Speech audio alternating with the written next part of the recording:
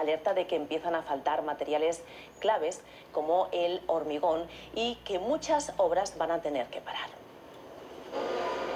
La tensión en la cadena de suministro se nota en algunos supermercados como este de Barcelona. No hay desabastecimiento, pero empiezan a faltar puntualmente productos, algo provocado también por el acopio de algunos consumidores. Estamos asistiendo a un aumento de demanda de alrededor de un 20-25%.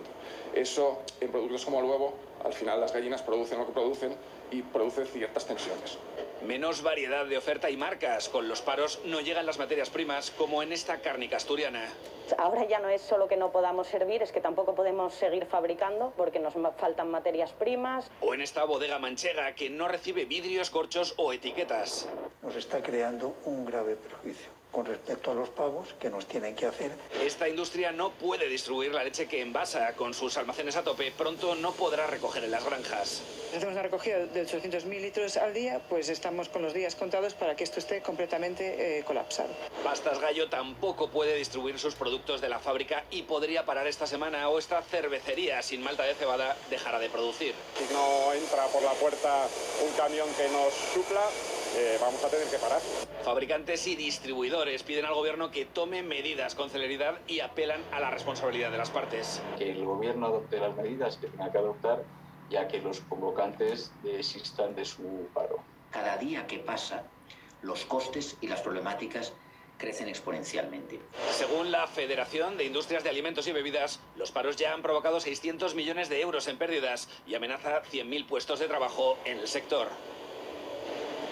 Falta cemento, hierro, cerámica. El sector del hormigón en Andalucía está parado desde el día 1.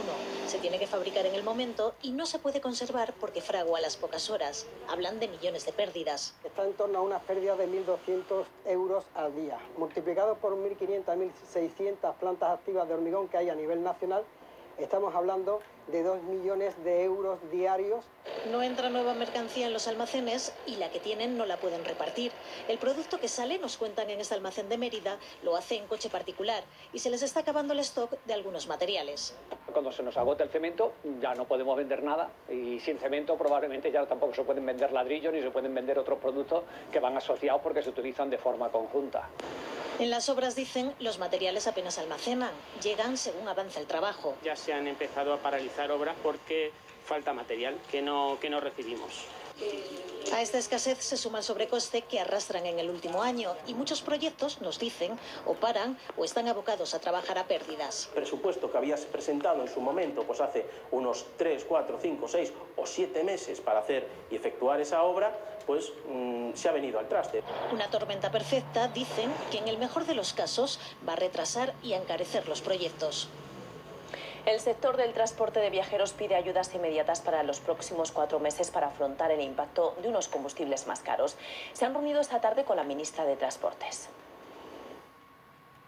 Ayudas directas en base a cheque combustible, bono combustible, dimensionándolo y escalándolo según el modelo de transporte. No es igual, lógicamente, un taxi, una ambulancia o un autocar, en función del consumo y la capacidad de transporte que tienen. Un bono gasoil será bienvenido, pero creemos que una reivindicación sería poder intentar conseguir hacer esa devolución del IVA que pagamos y que nosotros va directamente a pérdidas y que no podemos recuperar de ninguna otra manera. La reunión con los transportistas coincidirá con el Consejo Europeo, que debatirá las medidas para reformar el mercado energético e intentar rebajar los precios. Entre ellas está la posibilidad de limitar el precio del gas en el mercado mayorista, aunque serán los jefes de Estado y de Gobierno los que tendrán la última palabra. Sí, de hecho, todo el mundo aquí prevé ya una discusión muy larga y muy acalorada, porque la Comisión lo que ha hecho es abrir la puerta a intervenir en el mercado energético, poniendo un tope, por ejemplo, como dices, al precio de la electricidad o del gas, que son medidas defendidas por España, que sin embargo no ve recogida de forma concreta esa propuesta de desligar el precio de la electricidad del precio del gas. Pero son medidas que rechazan de forma tajante otros países, como que la Comisión ha propuesto hoy, por ejemplo, que se negocie de forma conjunta el precio de la electricidad para consumidores vulnerables, o poner también un precio máximo para las compañías generadoras de electricidad. La Comisión, de hecho, lo plantea esto con mucha cautela, como medidas temporales y extraordinarias, porque son conscientes que tienen un coste en los presupuestos nacionales y que pueden distorsionar el mercado y afectar al final al suministro. Y garantizar el suministro es la prioridad. Para eso apuestan por compras conjuntas de gas, como también propuso en su momento España, y para eso hoy han arrancado el proceso para obligar a todos los países a que tengan sus reservas de gas llenas al 80% el próximo 1 de noviembre. Y esta tarde el ministro de Agricultura se ha reunido con el sector pesquero para analizar la repercusión del incremento del gasóleo en su actividad.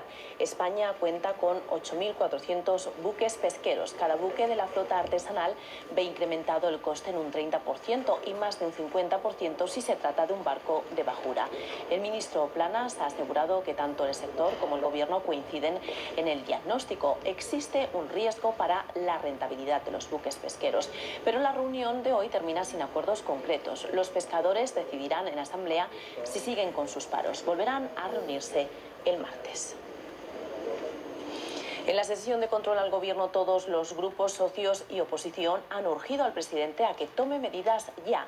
El Consejo de Ministros tiene previsto aprobar el próximo martes un paquete de medidas. De izquierda a derecha del hemiciclo, desde los socios parlamentarios a la oposición, con argumentos distintos, todos piden al gobierno medidas anticrisis ya. Mire, a los muchos problemas que tenemos en nuestro país se une uno más: usted mismo.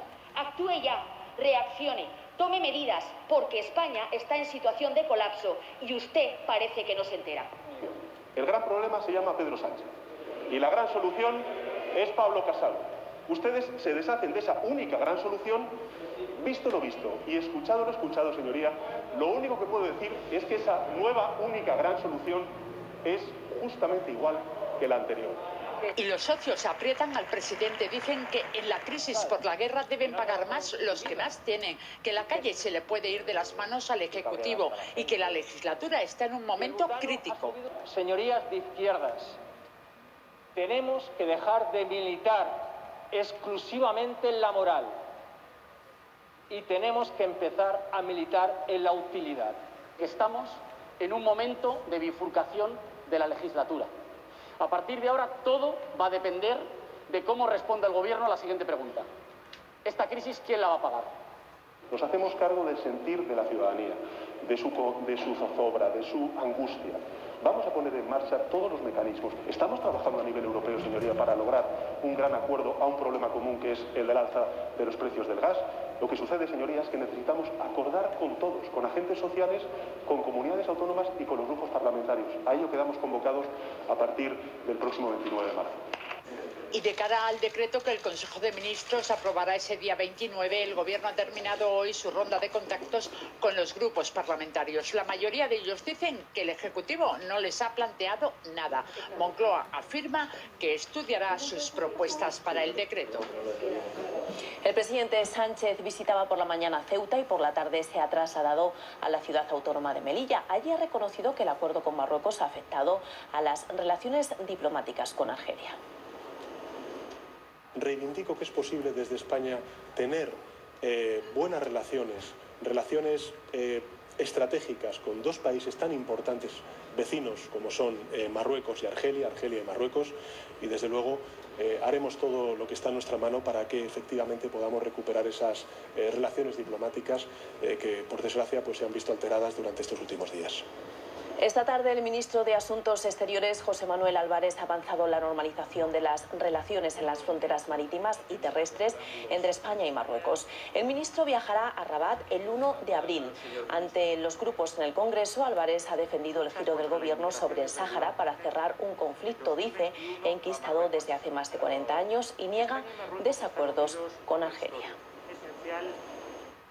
Si alguien cree que hay una política alternativa a una hoja de ruta sólida con Marruecos, por favor, que lo diga. Argelia es un socio sólido, fiable, estratégico, un suministrador de gas fiable, que siempre ha respetado sus contratos.